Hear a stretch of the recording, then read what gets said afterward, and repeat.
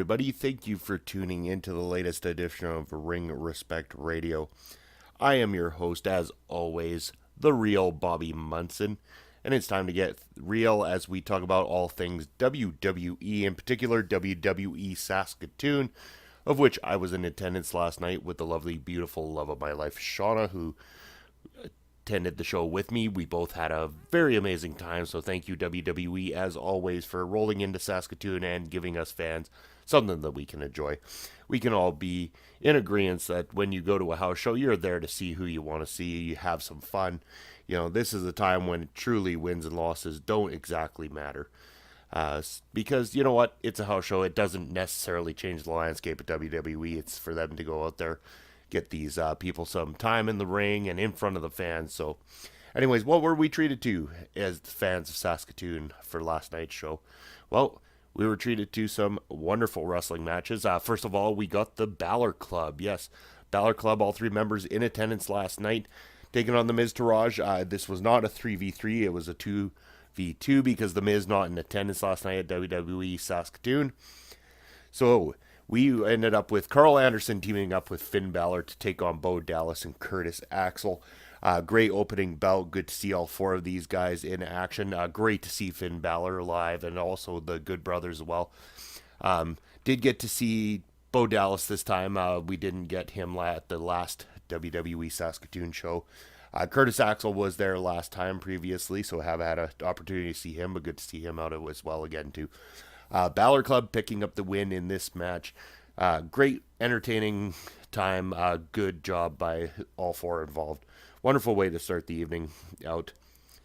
Next up, we got a Raw Cruiserweight match. So this one was between Hideo Itami. Wonderful to see Hideo Itami coming out to Saskatoon. Was not expecting that. And he took on TJP, and really liked TJP. Great worker. Figured this was going to be a great opportunity to see two great individuals go one-on-one, and so it was. I enjoyed it myself. I enjoyed the match. Both put on a great show. It's interesting. I had heard something about how the Cruiserweights, in particular the 205 Live show, might be taking a bit of a change. And apparently Vince McMahon might not be the head of the booking of the Cruiserweights moving forward, and that's going to go over to Triple H. So that'd be interesting to see if that pans out and how it pans out, giving Triple H an opportunity, to step up what we know of him and see what he can do with the Cruiserweights. Can he breathe some life back into that division, and will he be allowed to go full-blown and give us what we got in the Cruiserweight Classic? So be interesting to see how that goes. Again, they've got a lot of amazing talent there. It just needs to be used in the right way, and hopefully it will be moving forward there. But yes, Hideo Itami, TJP, wonderful, great Cruiserweight match. Enjoyed that one. So next we went back to tag team action. Heath, Slater, and Rhino taking on the Revival. This match was solid. The Revival, great to see them live in action.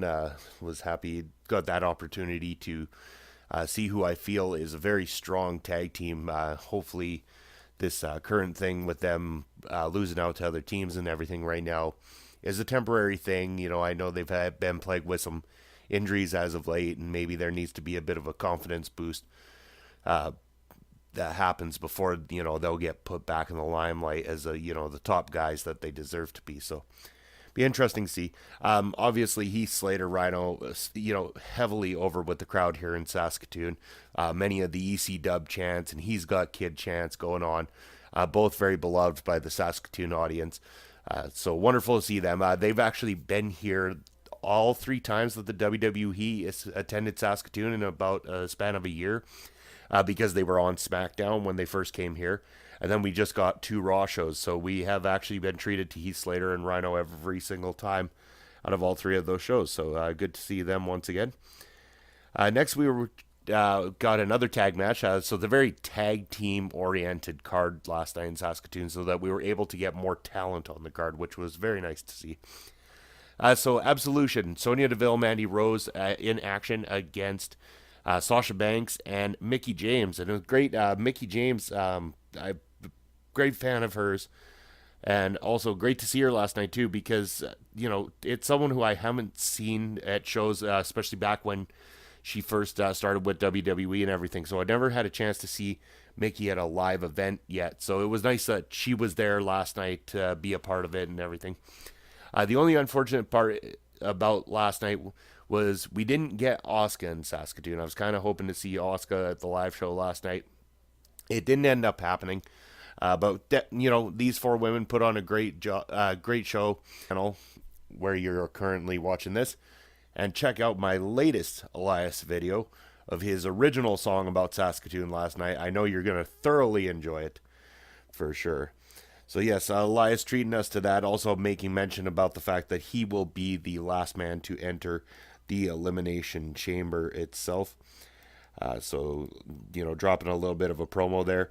And then out comes Braun Strowman, the monster among men. These two have a funny little exchange at first. Elias doing his best to avoid Braun Strowman, but ultimately the big man catches up to Elias, and he pretty much makes short work of him. It was a pretty quick match, but fun at the same time. They were out there to have a good time. We had a good time. It was fun. Women's triple threat for the women's championship was next. Alexa Bliss, Nia Jax, and Bayley going at it. And, I wanted to really like this match, and it got better towards the end. I mean, it was good that they were all there. The crowd very firmly behind Bayley. Definitely a lot of Bayley fans in attendance. So very nice that they got the opportunity to see her there last night. The unfortunate thing is, I really feel like after all the times that there has been encounters with Bayley and Alexa, there is no chemistry in that ring between the two of them. And I don't want to be too critical of the situation, because individually the two of them have had great matches with other people and stuff like that. There's just something between these two. It just doesn't seem to click. And sometimes that's just the case. You're not going to necessarily click with everybody. And I just felt that was the way it was in this one. So it was held together a little bit more by Nia Jax, I find, in the end. So the entertaining parts came from the fact that it was a triple threat. Had it been one-on-one, I think it would have been a little bit worse off at that point. So in the end, it ends up being that Alexa steals the win after Nia tries to do the work to finish Bayley off. Alexa takes a shot at Nia, puts her down, and then pins Bayley for the 1-2-3, retaining her championship. The one I was most excited about and had the most fun with was the next match. Finally, Bray Wyatt came to Saskatoon. I've been waiting for this opportunity to see Bray at a live show. Big fan. I know that his booking has been not what anyone would desire and stuff like that, and he's kind of fallen from the good graces of the fans as of late. But I'm still a big Bray Wyatt fan. I really enjoy the gimmick. I really think it can still work, and I think it can really work with his opponent from last night, Woken Matt Hardy, and very excited that we got the opportunity to see Woken Matt Hardy live in Saskatoon.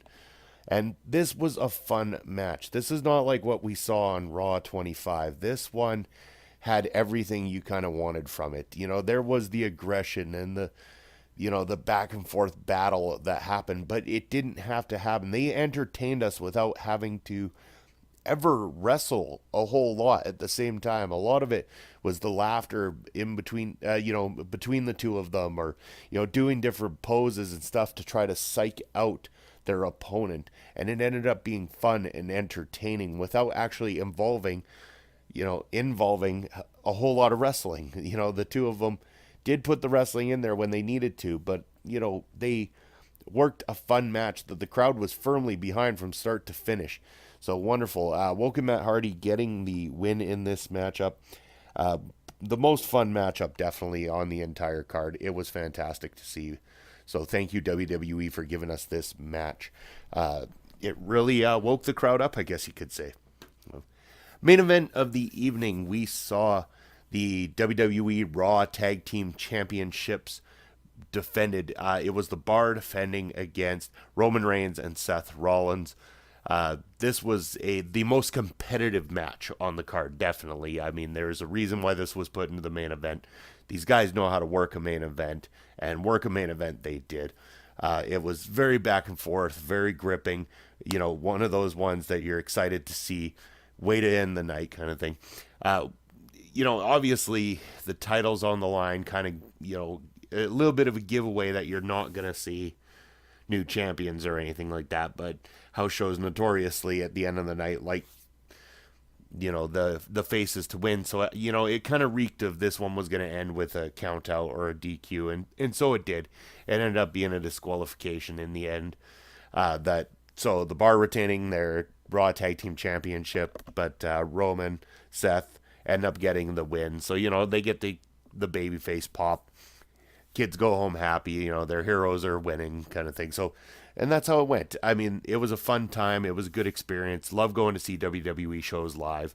I encourage more people to do so. I mean, the attendance is very low, and, and I know it's been reported that it's low all over the place, but I mean, come on. I mean, I know there's people out there paying more to go see, movies and stuff like that. That is, the movies and shit that they're going to see are not the quality of the wrestling that you can go see at one of these WWE shows, or also one of your local wrestling shows. And, I am a firm believer in this, that you could go out and have a much more entertaining time with you and your family at one of these wrestling shows if you're wrestling fans. Sometimes even if you're not, you might become a wrestling fan after going to one of these shows. Give it a try sometime. If you're listening to this long enough to even get this message, then, you obviously have some intrigue by the wrestling industry to begin with. So I really recommend getting out to support local wrestling, also to support the WWE as well if you like it, and you want the product to continue to improve. These people need to hear your voice at the show. So I encourage everybody to get out, do what you can. Hopefully this episode sounded good. I'm just actually getting over a bit of a cold, so if my voice was a little bit off this week, I'm sorry about that. So, I'm doing my absolute best, but, throat's still a little bit tender. Glad to be back on it, though, and everything. So what did you guys think? If you were at WWE Saskatoon, any local fans, let me know in the comments below. If you're not local and you've seen a WWE house show recently, you want to post any results, pictures, anything like that, share your experiences below. We'd love to hear from you too. Also, while you're at it, go ahead and click the subscribe button. Really appreciate all the current subscribers and all the future subscribers. Looking forward to seeing you out for every single time. Anyways, that's going to be it for me today. Hope you had a good time today, folks. And as always, either get real or get Munson.